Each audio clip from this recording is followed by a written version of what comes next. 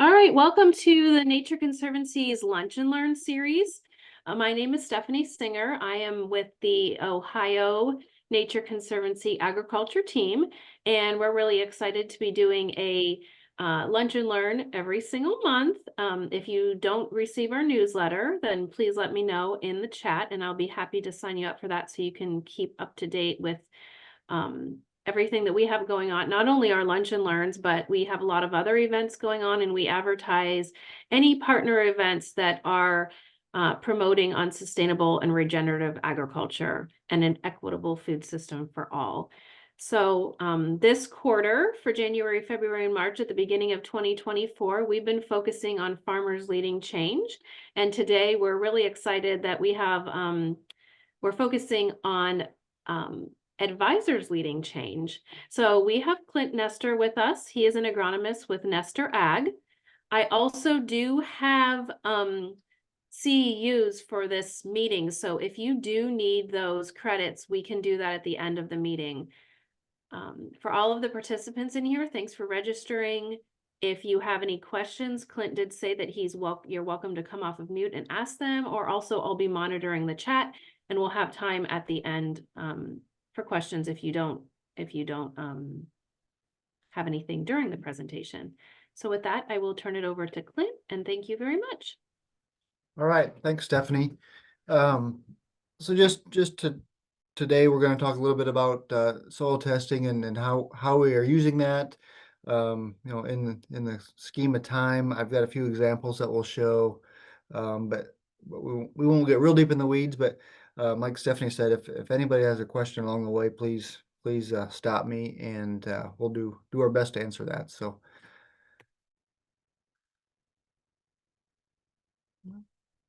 Why can I share? Why can I advance here?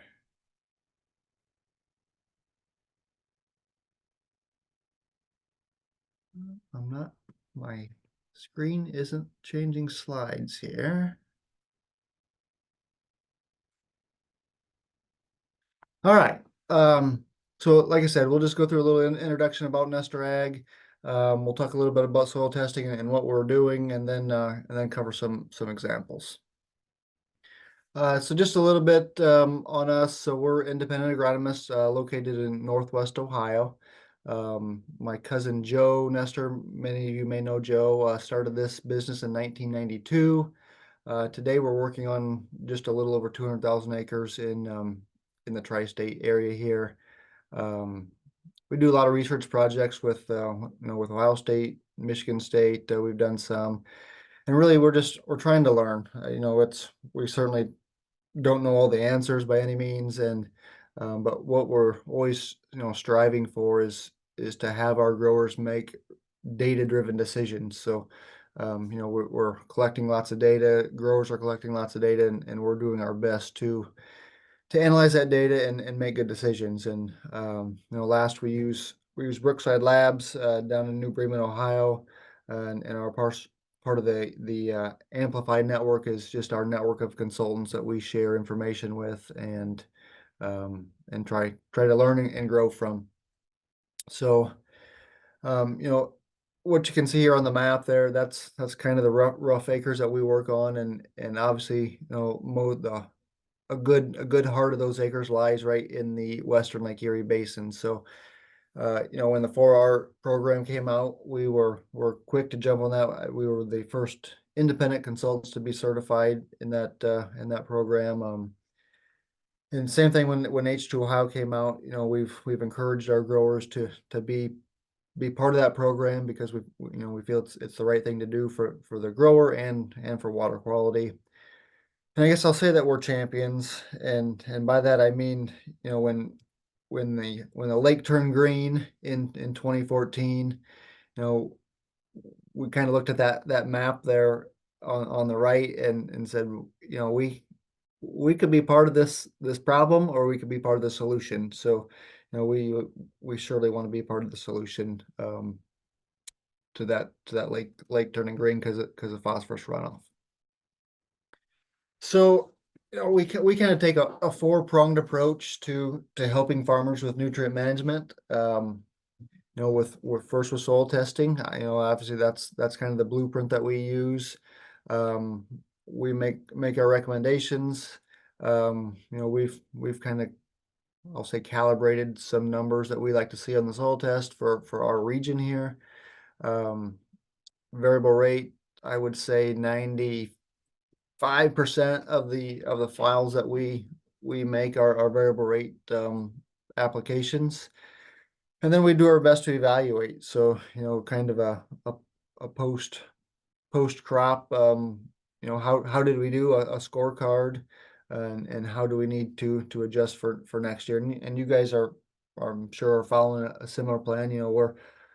We're trying our best to make the best plan that we can. We implement that plan and then evaluate and adjust for the next year. So it's never a one size fits all plan. Every grower is going to be different, and we try to tweak that plan for every grower. So why are we soil testing? The first and foremost is we're trying to identify any agronomic issues as far as nutrient levels out there, and kind of knock those easy apples off the tree. And again, if we don't have that test to go off of, we feel that we're pretty blind to make good decisions. Um, we always tell our growers, you want to have a good database out there to track trends and see which direction levels are trending. So, having that history and kind of know what direction you're going I think is very important. Input dollars. So, I pulled these numbers from Ohio State. We're looking at total revenue cost of, 1,100 bucks to raise an acre of corn and 750 bucks an acre to raise beans. So we've got guys making some really high dollar decisions. And a lot of those decisions are coming from the numbers on that soil test. So we feel that that's a really important part part of the puzzle. And like I said, record keeping, and I think water quality kind of goes hand in hand, with the H2 Ohio program, and even EQIP and other programs. Having a good record keeping system behind you, and again, knowing what way you're headed, we think is very important. So when we soil test, we can kind of look at this multiple ways. It's easy to say that these are all chocolates out here, and I always kind of joke that I say, if you're my kids, you gotta stick your finger in each one and figure out what the good ones are from the bad ones. And I guess we kind of look at a cornfield the same way. It's certainly not a one size fits all. So, we've got to kind of do some sampling, or some taste testing there to find out where the good spots are from the bad spots. Um, we we really take a zone management approach. You guys all have soil survey, which you guys know how those were developed, and they did a phenomenal job when they did them. Um, were they ever meant to do with them today what we're trying to do with them today in precision ag? Probably not. So that's a tool in the toolbox that we can use. Elevation data, that's in the past couple of years, that's become really easy to get a hold of. That's another layer that is easy to bring in. And oftentimes, that elevation data really helps to tease out those soil type zones. Using some imagery, again, we can, with our software, we can pull in some pretty good imagery now. That bare earth image, I think, is again a really good method of helping to tease out those zones, and same thing within the crop. With the drone technology today, um, I saw a demo of a wing drones, excuse me. Um, they were flying between 500 and 700 acres an hour, and from a distance of 300 feet, they could tell you if a quarter on the ground was heads or tails. So, that's, obviously it's an expensive drone, but in the grand scheme of things, that they're not overly expensive. And with technology, those are just going to keep getting cheaper and more accessible. So I think the imagery thing in the future is just going to continue to improve.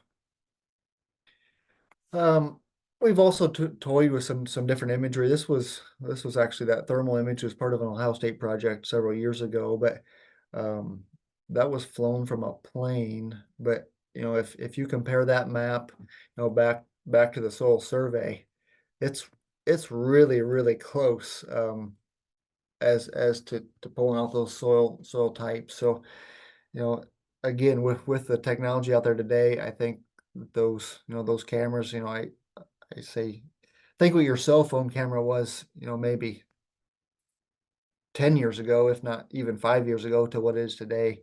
The cameras on those drones are going to continue to improve very rapidly also. So, and last, the map there on the right is a normalized yield map, from 8 years of data, and that's, we really like to use a good calibrated yield map. Let the crop show us,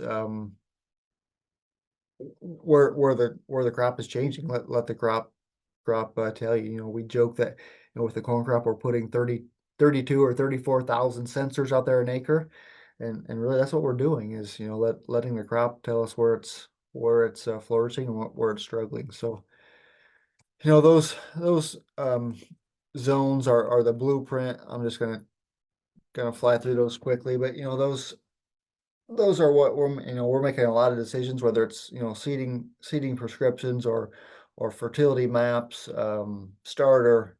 We're using those zones for a lot of different things, and I will say in some instances, for seeding, I think maybe sometimes our sampling zones are a little coarse, so we maybe do have some different zones that we'll use there from time to time. But if you have no other data, I think the soil sampling zones are a pretty good layer to start with. Um, good data is obviously critical to any operation. We can't use bad data. Um, I think we really need to be representative of the fields out there. Um, Sample depth is key. All your lab equipment is going to be calibrated to a 6 2/3 inch sample. Um, if you want to take some different depths, you certainly can, but you need to let your lab know, that's a different depth. I say size matters. I think the days of 40 acres to a sample, or even 20 acres to a sample, I just think we can do better than that. It's the soil test isn't that expensive, to do a fairly intensive sampling program. Again, we're wanting to build a database and follow the trends. Having a recent soil test is always nice to have in your pocket. When if you want to handicap an agronomist, give him a 5-year-old soil test and say, all right, where are we now? Um, that's when you're 5 years old, you've got 5 or 6 crops that have been harvested since that soil test was taken.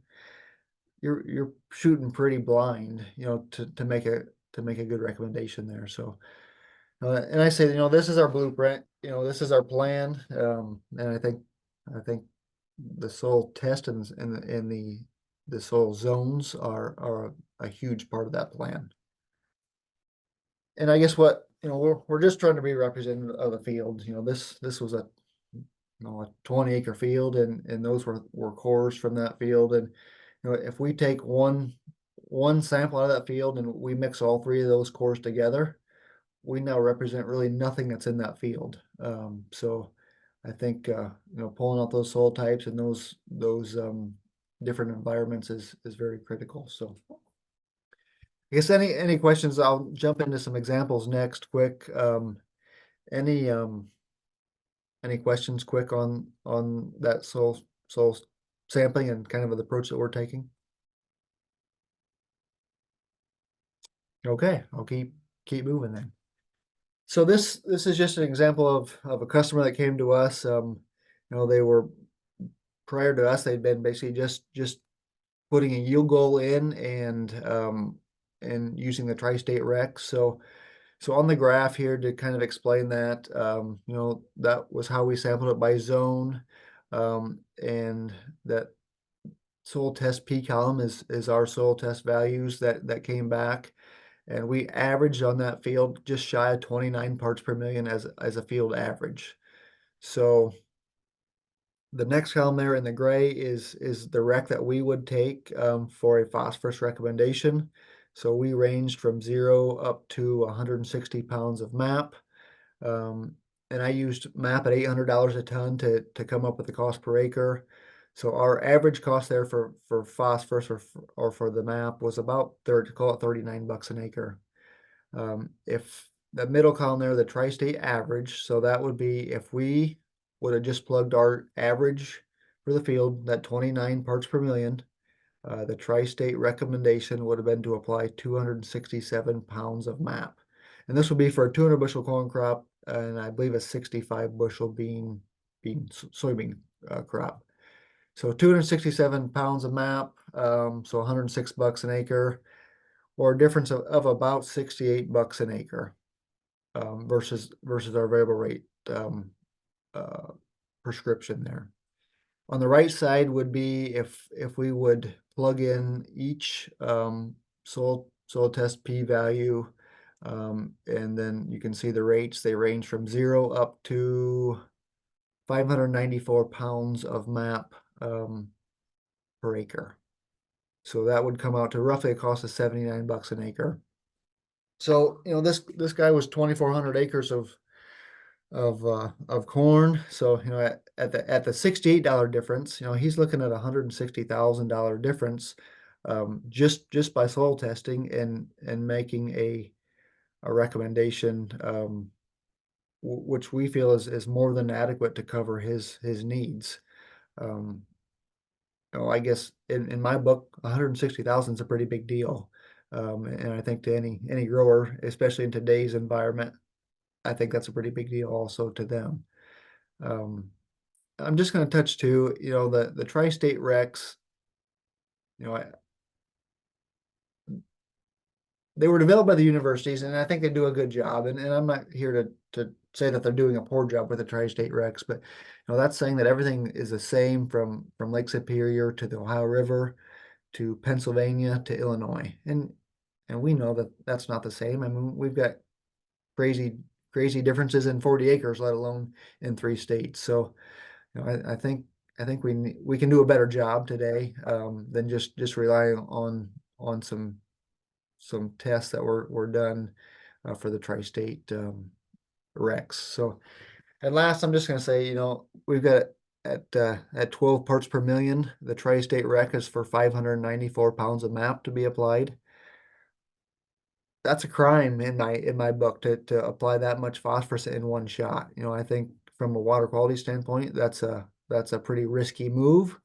And I hope growers and I hope retailers are not doing that. But that's what the guidance kind of tells us we can do. So again, I hope it's not happening, but it could be happening. So I guess I would try to put a cap on that as to what you guys are actually doing. This was another example of phosphorus example. This was a large dairy that we started working with. He came to us for H2 Ohio, and wanted to be involved, and we pulled his samples of over 2,000 acres of corn. His average phosphorus level was 52 parts per million. And he had been running 8 gallons of 1034 on the planter for quite some time. He'd been doing that, and he owns a manure factory, right, with the cows, and so he's got plenty of phosphorus out there. And at 8 gallons at 380 a gallon, he's looking at 30 gallon or 30 bucks an acre. So over 2,000 acres, that's $60,000. Again, I think in today's environment with the economics, I think any grower would want to keep $60,000 in his pocket if he can. So, just another example of a guy going blind for some time, and he has plenty of phosphorus, but he was kind of convinced that he needed that 1034O, and we really don't think he does. Couple quick things on nitrogen. We ran quite a few nitrogen plots over the years, ranging from strip trials with 100, 152, and 250 total N. We ran these over several years, and we took them to economics. So this graph shows that to make the change from 100 to 150 total N, if you're on the high side of the graph, that means you made money by moving up to 150. If you didn't make money, you'd be on the low side of the graph there. So you can see, roughly two-thirds or so, guys were making money by adding that 50 pounds up to 150 total N. And I will say, this 180-ish trials there, pretty coarse data set. That we've got manure guys, we've got no-till guys, we've got conventional guys. So, this is everybody lumped together. But it's just interesting to see that guys, most guys are going to say that we need at least 150 pounds, but we found there's some guys that were still not making money by bumping that up to 150 units. We take that same data set and we go from 150 to 200 total N, and you can see that number gets quite a bit smaller. And then if we go from up to 250 from 200, it was I want to say about 10% is all that made money by bumping to that 250 total N. So I guess more of the story there is, I think obviously more is not always better, but you better be pretty sure if you're going to bump off that 200 total N number any higher than that you really need that nitrogen out there. Last example is one that I pulled on magnesium. Magnesium's not one in these heavy clays in Northwest Ohio that we run into very often, but we do run into some guys with some sands that we need to watch the magnesium levels on those sands pretty close. So this was an example, with the soil test teased it out that, on our magnesium in this field, we ranged from 198 pounds of mag up to 344 pounds of mag, and we saw quite a change in yield um, as those mag levels change. So we've kind of calibrated that number. If we fall below about 250, 220 parts, or excuse me, pounds of magnesium on the test, we can drop 30 to 50 bushels of corn in a hurry. So that's just another thing. If we took one sample out of this 40, I don't think we would have that data. But with the zones, we were able to kind of tease that out and make some management changes there. So what this comes down to, I think, is adaptive management. It's not going to be the same for every farm. The tools are out there, and I think with a good agronomist, it's pretty easy to evaluate some of these things.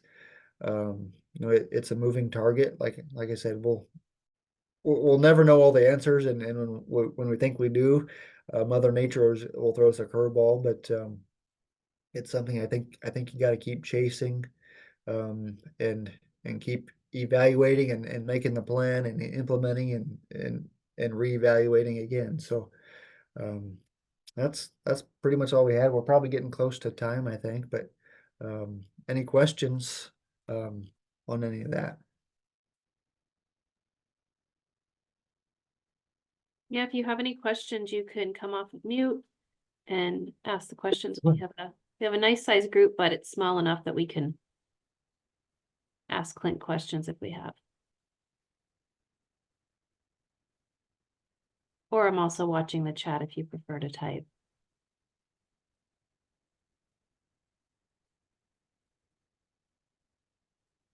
Gary, I know you have to have a question. I do. I couldn't find the unmute button.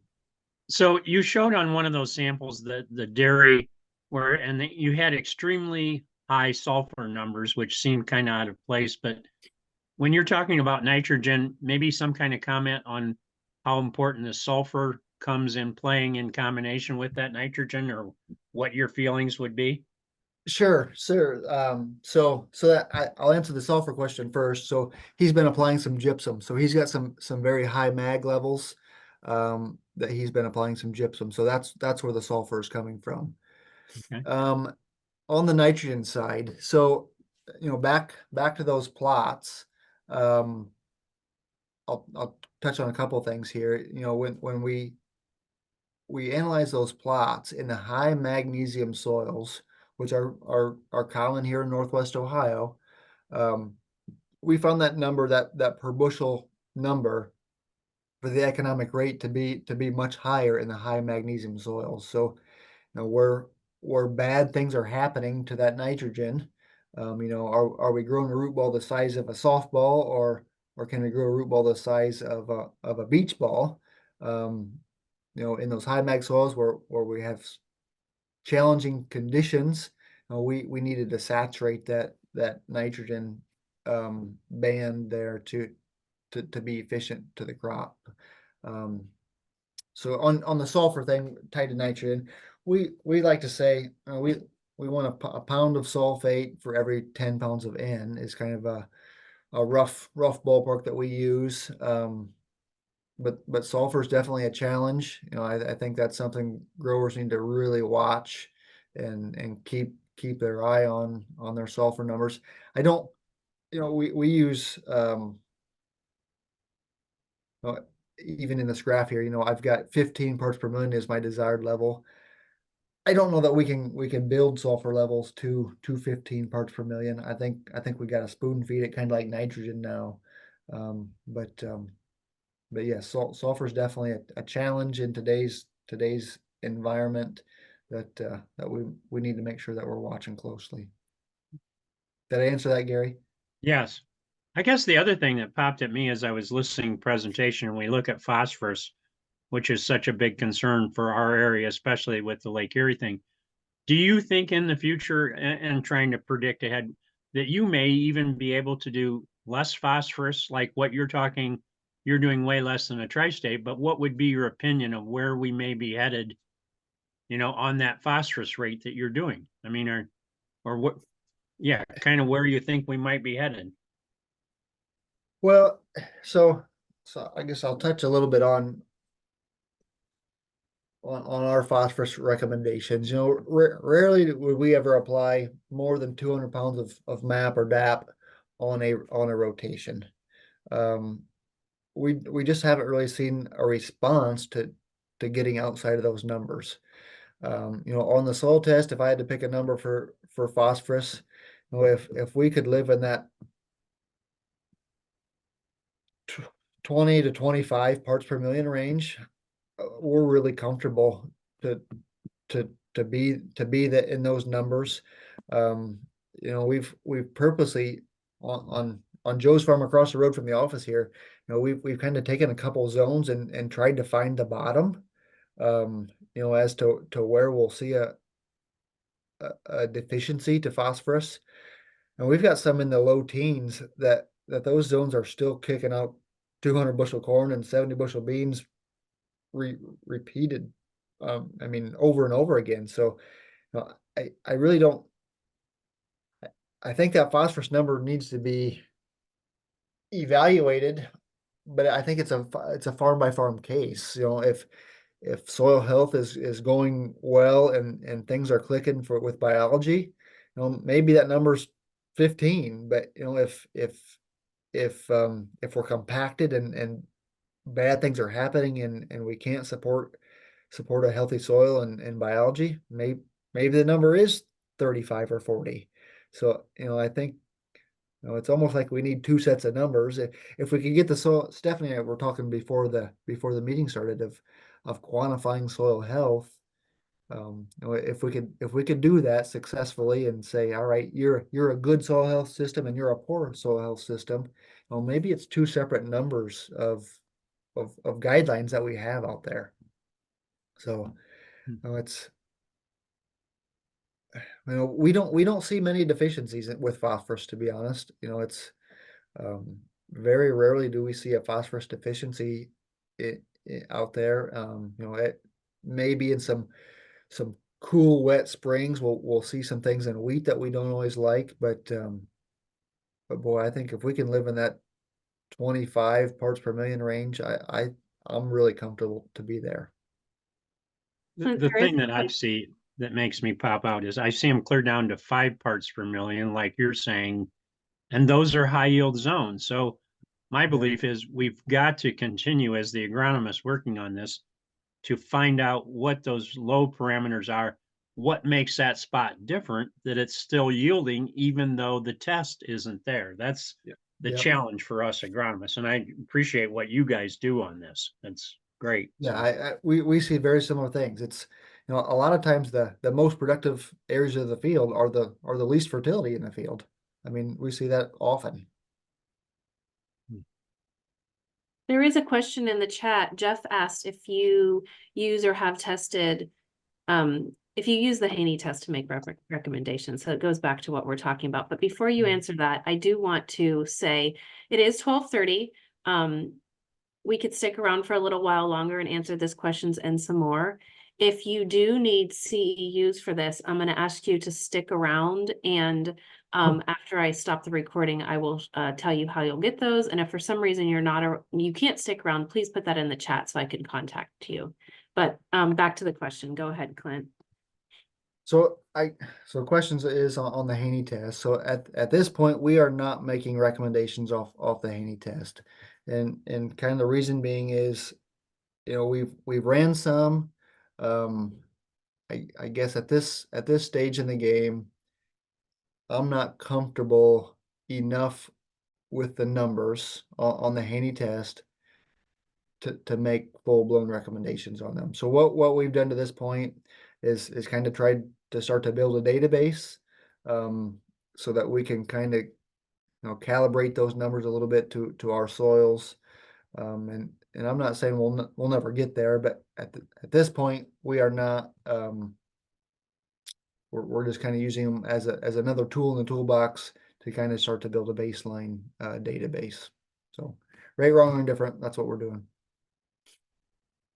Yeah, and he asked again, do you test for soil health, and do you see high yielding, low P soils correlating with healthy soils?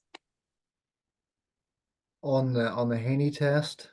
Yeah, I guess his second question was, and Jeff, if you want to come off and clarify, come off mute and clarify. It goes back to really what we were talking about. He says, do you test for soil health? Do you see high yielding, low P soil tests correlating with healthy soils?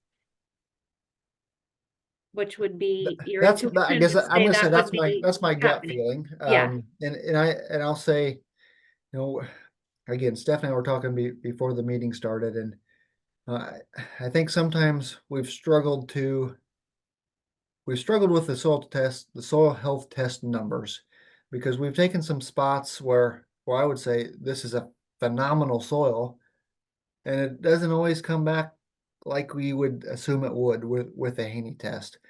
So again, that's where I guess I think we need to calibrate those numbers, and I almost wonder if it doesn't need to be calibrate the test to our region.